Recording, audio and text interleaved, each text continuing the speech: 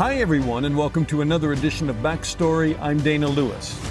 It's been a long, hot summer in Ukraine, 10 weeks into a Ukrainian counteroffensive, and there's no breakthrough. Russia is dug in. Is the West weakening in its resolve for Ukraine to win? Are we beginning to think about an armistice or ceasefire, much like Korea, as a way to resolve the war? Is President Putin weakened with little to show for his invasion?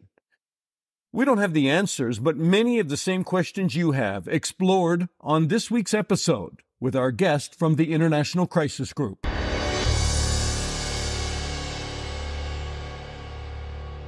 right, joining me now from London is Alissa De Carbonell, who is the Deputy Director of the International Crisis Group and a former journalist who covered Russia from Moscow. Hi, Alissa. Hi, thank you for having me. Thank you for taking the time to talk. And when were you, first of all, a journalist in Russia? You were based in Moscow, right? Yeah, I started out at the Moscow Times, now in 2006, 2007, and then was through for a very long time, through the beginning of the Ukraine war. So now you have the news, and I always like to start with a bit of the news of the day, that Russia has just expelled the Politico European correspondent and former Moscow Times editor-in-chief Eva Hartog. Excuse me if I'm not saying it right. Her visa is not going to be extended. She's been given 6 days to leave Russia. There is like this pattern, obviously, of stifling dissent inside Russia. But these visa cancellations are a bit puzzling because generally the Kremlin doesn't tend to care what foreign press says that much, except in the case of the Wall Street Journal, Evan Gershkovich, who was arrested on an espionage charge and remains in jail. What's your reaction to this visa cancellation? So I don't know it used to be true that definitely Moscow didn't care about publications that had a low circulation or were for a Western audience. And I think that really has changed in recent years. We've seen the crackdown on Russian publications. We've seen what's happened in terms of really escalating to name Dost and other channels. So anybody who talks to them could, be considered criminal in Russia. I think that's in line with that. There's a real desire to control the narrative around the war in Ukraine. There's, the arrest of Western journalists was something unthinkable when you and I were based in Moscow, and now it seems like a risk that other journalists aren't willing to take. And we should say behind the scenes, a lot of people have just left. Just pulling out of the air. I can say the New York Times, for instance, got out of Dodge a while ago, and there are a lot of foreign journalists who have simply left the country for fear of arrest, and other journalists are going in and out very carefully and not traveling the country as much because they're scared of what the Kremlin might do. Yeah, absolutely. I just met up with some former Moscow-based correspondents in London, and we were counting on our hands, how many Anglophone journalists were still based in Moscow. Will you talk about also I want to lead you towards the grain deal that Russia has now backed out of. But overnight, Russia's pounding Odessa again and ports along the Danube. What are they trying to do? They're trying to degrade Ukraine's ability to export grain, obviously. Is this just part of the war and we'll just see more and more of this? Or do you think that they're going to have the ability to completely cripple Ukraine's ability to export food to the world? So that is a question. Ukraine is trying very hard to find other routes. I think this morning, and today, people are really watching the progress of a Hong Kong flagged vessel that has left Black Sea port and is making its way in territorial waters along Romania to try to get out and kind of forge this new humanitarian corridor, as Ukraine has called it, but that's a really risky proposition. And there's lots of potential for escalation there. And it's very unclear what will happen. I think there are a lot of commercially minded insurance companies and others who are not going to want to take that risk. What is Moscow trying to do? I mean, it's trying to do what it has done since the beginning of the conflict. It was attacking agricultural infrastructure, farms, taking wheat and grain at the very beginning, post the large-scale invasion. And now there was a sort of a pause. I mean, I tend to see the Black Sea grain deal as an anomaly of sorts. Now it's really focused on squeezing Ukraine's economy. Agriculture is one of those bedrocks, and it's become a target once again. I think it's really reaching for all ways in which to put pressure on Ukraine at this time when it's really become sort of a war of attrition in many senses. So perhaps it cares less about what the international community thinks at this point. It was dissatisfied with the Black Sea grain deal for quite a while, and already the market initially didn't react so strongly because it was sort of expected that Russia wasn't going to continue in the deal. But with these airstrikes, we've really seen its intentions much more clearly. Degrade the economy to what end? We've seen actually Russian officials kind of make comments about, Ukraine's ability to fight. People are leaving. The agriculture sector is one of the most important to Ukraine's economy. It's already been really drastically reduced in scale and size. There's mines scattered across the country. A big chunk of the country cannot continue production. But the goal is really to undermine Ukraine's ability to fight, its morale, its viability as a state for the future. I mean, it's really seems to be Putin's goal. Not only Ukraine, but along the Danube. I mean, you have Russia saying that NATO should leave other countries, threatening to expand the war. And how much of this is propaganda to scare the West, and how much of it is serious intent for Putin to restore the former Soviet near abroad, and I understand you won't have an answer to it, but you have to take it all pretty seriously, considering they have invaded Ukraine, the war goes on, and they are trying to push further. Yeah, definitely. So, it's an interesting, we're talking about the grain deal and the missile strike on, Danube, along the Danube near Romania was really very, very close to Romania. That was a shock. And it's a sort of a wake-up call among many about the escalatory potential of this conflict. Ukraine's Western backers are very much dancing this line and this balancing act of not wanting to escalate into a NATO-Russia conflict, but still providing Ukraine weapons and signals. You saw at the NATO summit that they were going to continue this support long-term. Short of NATO accession, there will be bilateral deals from Western backers who will promise a certain amount of continued aid. And that's one way in which they're seeking to give sort of security guarantees to Ukraine. But Russia obviously is now saying that it's going to try to, discourage that. And some officials have linked missile strikes as retaliation for, announcements of weapon supplies.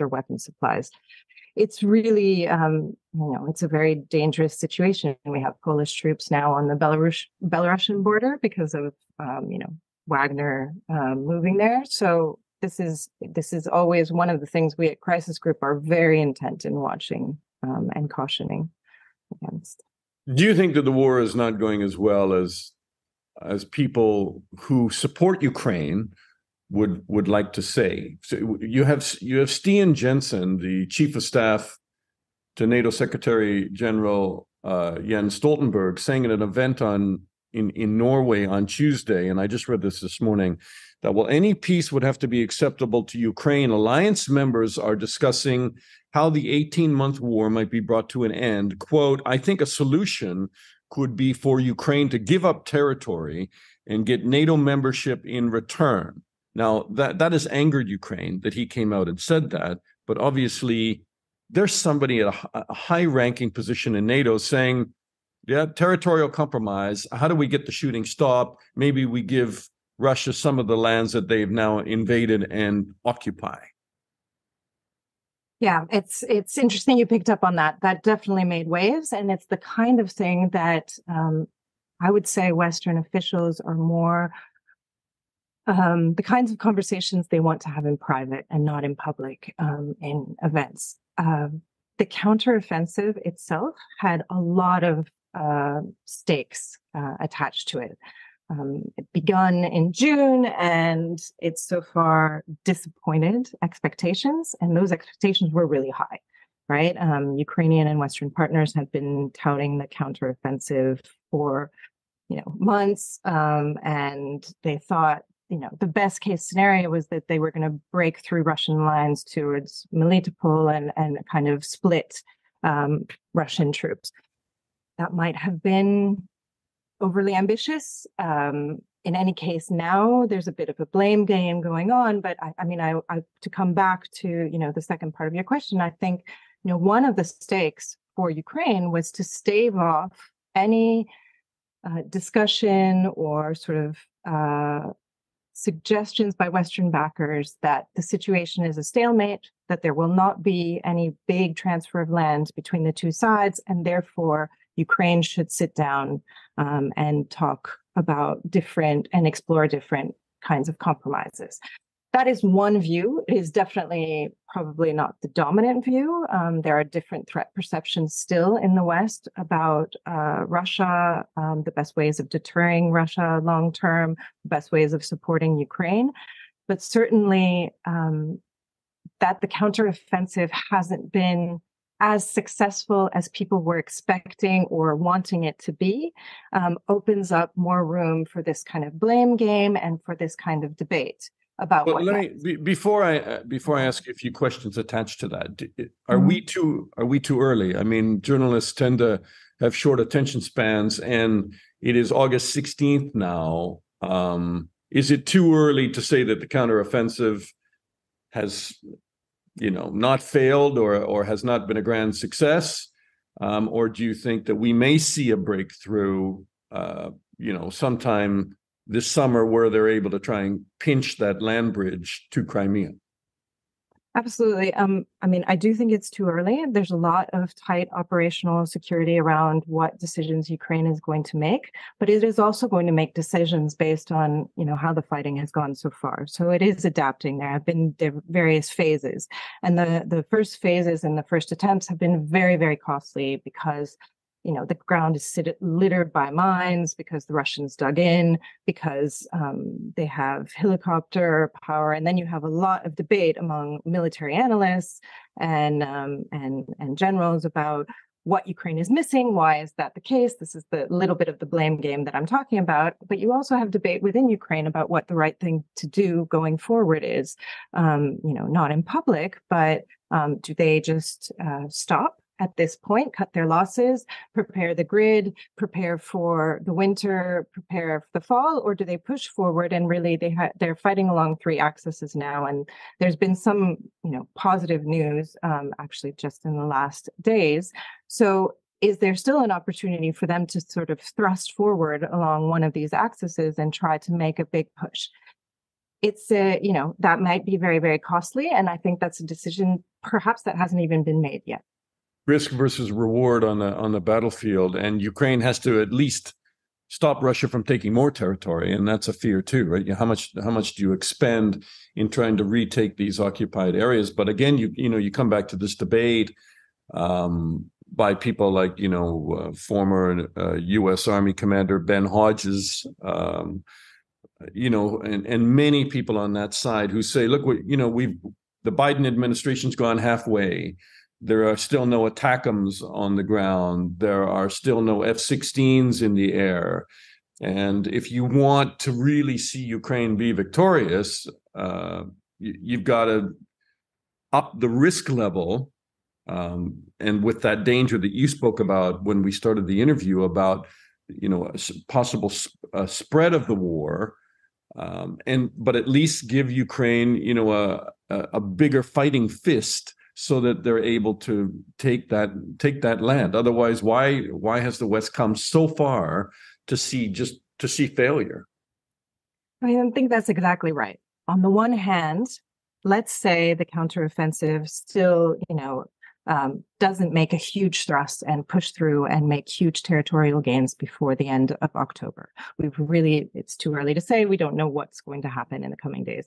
But it could do two things. It could galvanize support, as you're suggesting, and there could be a discussion in the West that, we've seen more pledges from the Biden administration just last week.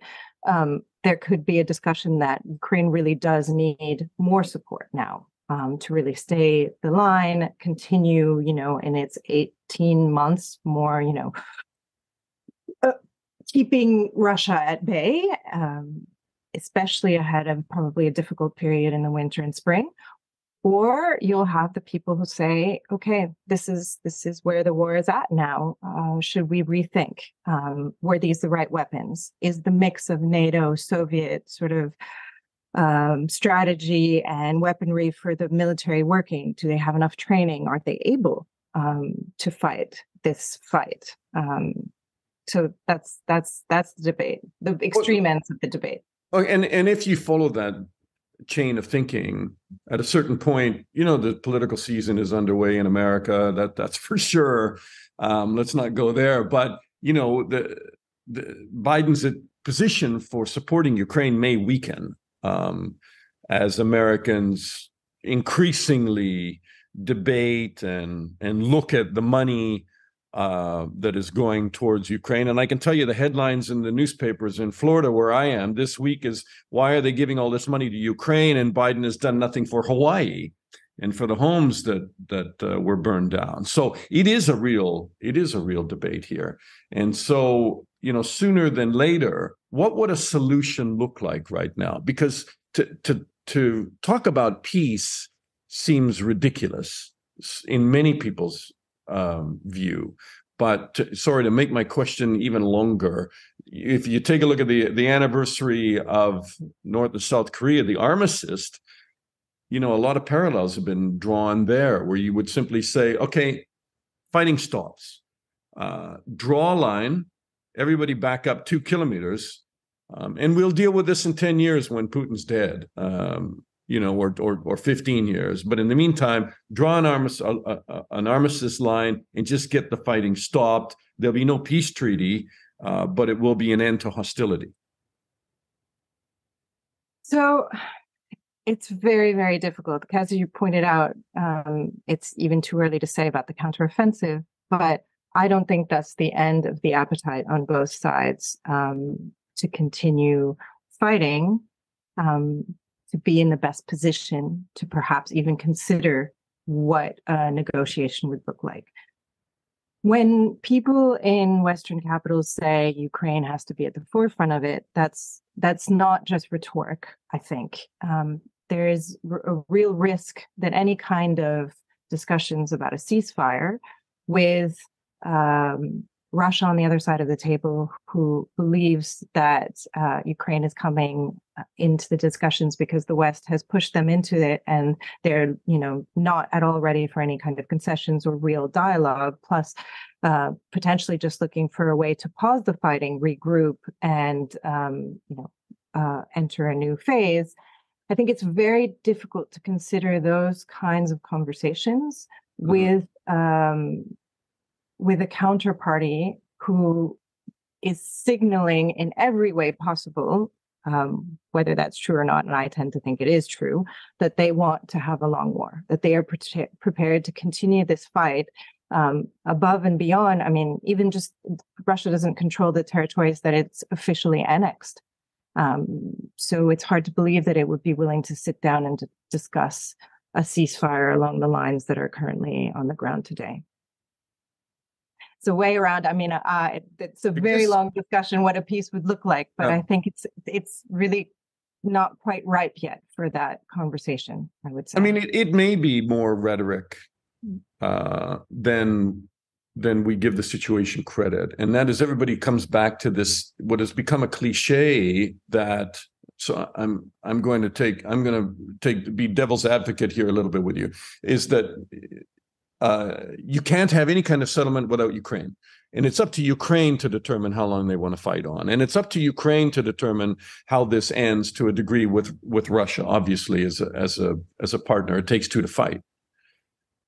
But if America gets tired, and France and Germany really lead the EU, and Britain's another discussion, but if they say that that's it, we're putting the brakes on, this is too costly, and it's taking us nowhere, and the counteroffensive is a grind that is not moving the lines anywhere, Ukraine will have a very hard time continuing the fight without their support. And they will, in effect, while politically say that they're not imposing any kind of armistice or peace deal or ceasefire, in fact, if their positions weaken in their support for the war, it will, in effect, just lead to that. Do you not agree? So I think, you point out one of the big reasons that this is a bit of a waiting game, right? Everybody is looking and worrying about where the U.S. elections go. You point out that this is part of the debate already. And when campaigning really gets underway, people will worry about in Ukraine and cheer for it in Russia, perhaps a weakening of Western support. Right. We're not there yet. And we all know that Donald Trump says he can solve the conflict in 24 hours.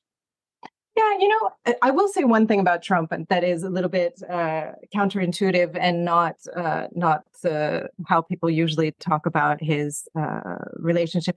For all his touted relationship with Putin, he also established ties with Poland.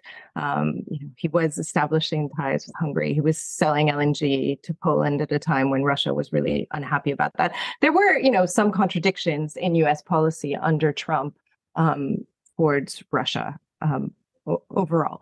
Okay. So let's hope that this support for Ukraine is definitely going to be front and center. I think you know better than me during the U.S. electoral campaign, but it will not be the only issue. So we have to wait to see how that develops. But to get back to your question, I think the risk is not that in the threat perceptions in the West, a lot of people understand that Ukraine is a bigger, the stakes in Ukraine about long-term European security. So if Russia is allowed to somehow emerge victorious or somehow seize territory, freeze it, declare itself a victor, perceive it, what's next? And it will be a huge victory for President Putin if he's able to hold what he's taken in Ukraine, however wobbly it is, and without any question, the Kremlin will declare a massive victory. And that's a world, a Russia that looks like that, and a Putin with that kind of victory is not necessarily something any U.S. president wants to be faced with long term. So this fight is about Ukraine, but it's about more than just Ukraine. It's about deterring Russia in some way. Okay, two quick questions, and you've been very generous with your time, and I'll try to make my questions a bit quicker today.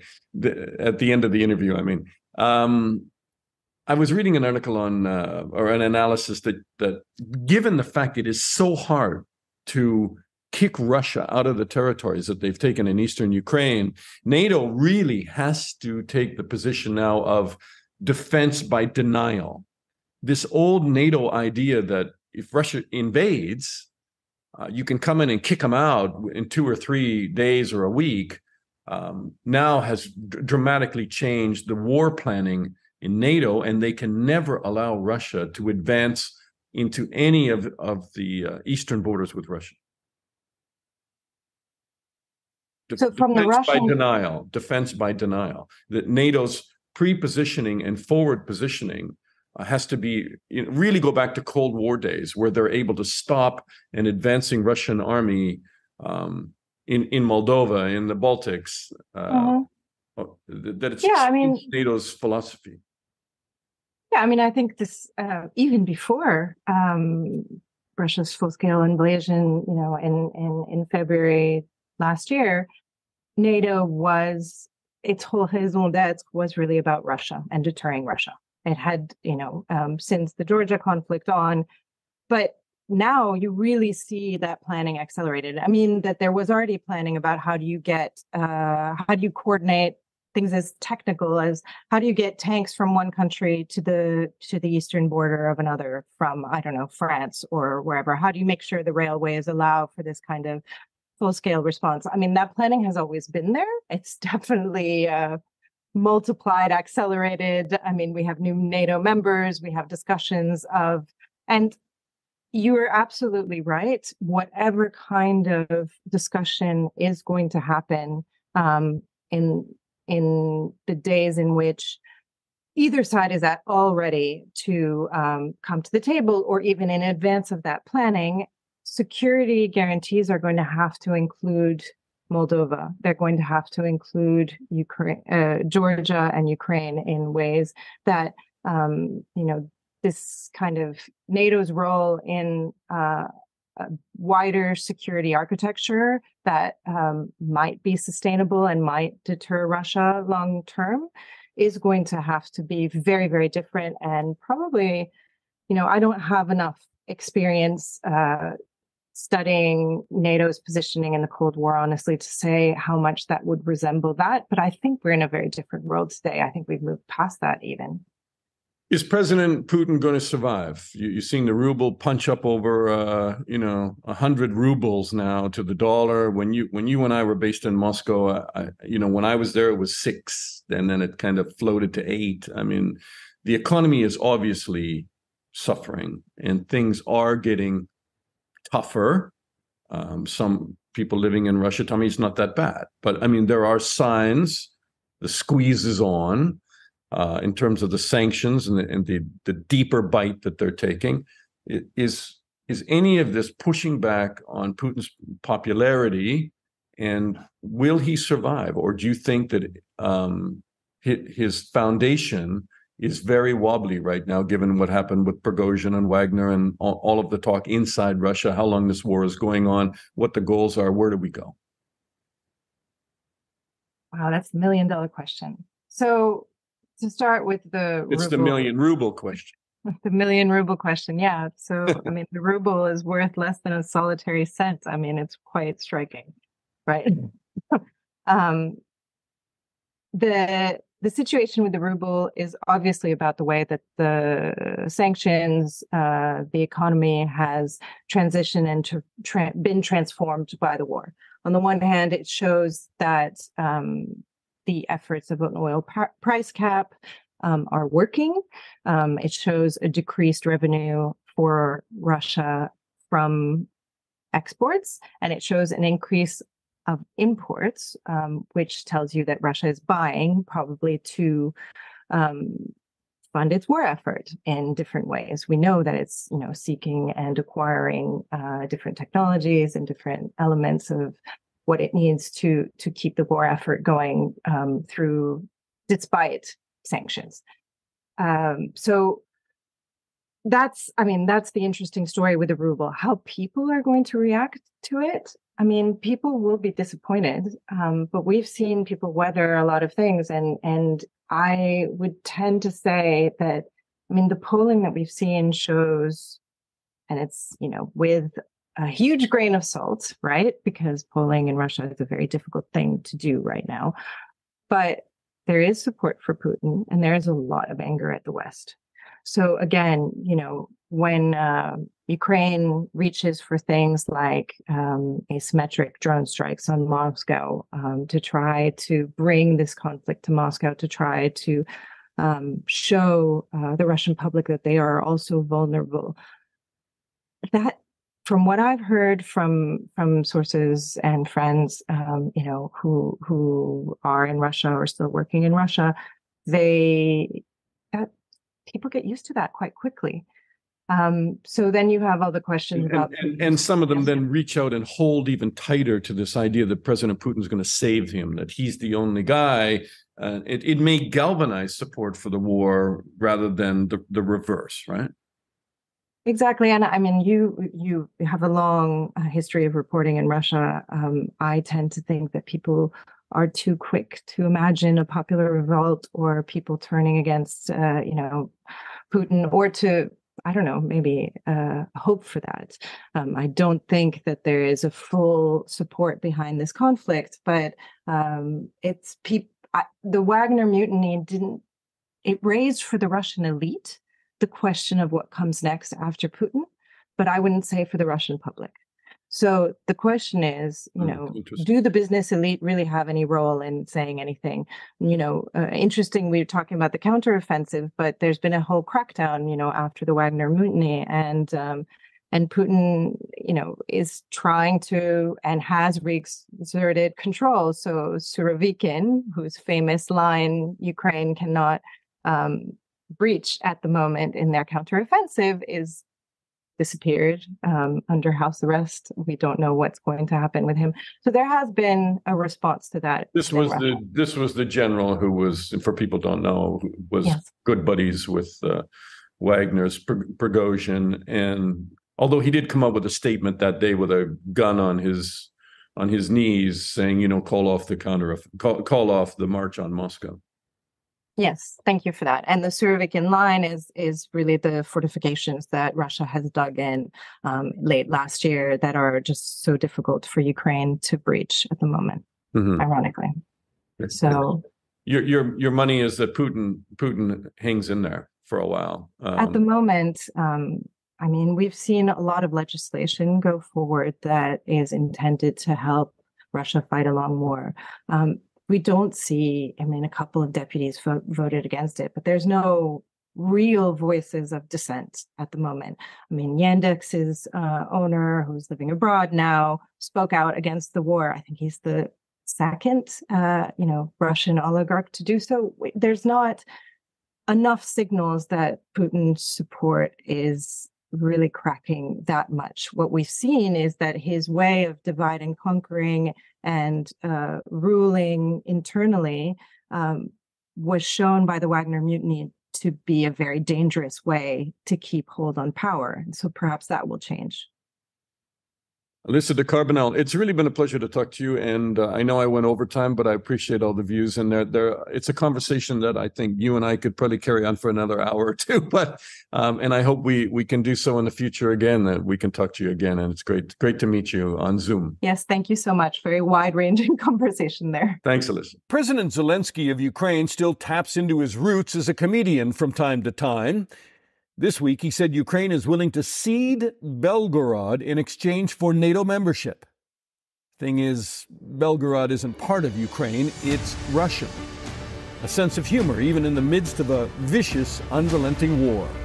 I'm Dana Lewis. Thanks for listening to Backstory, and I'll talk to you again soon.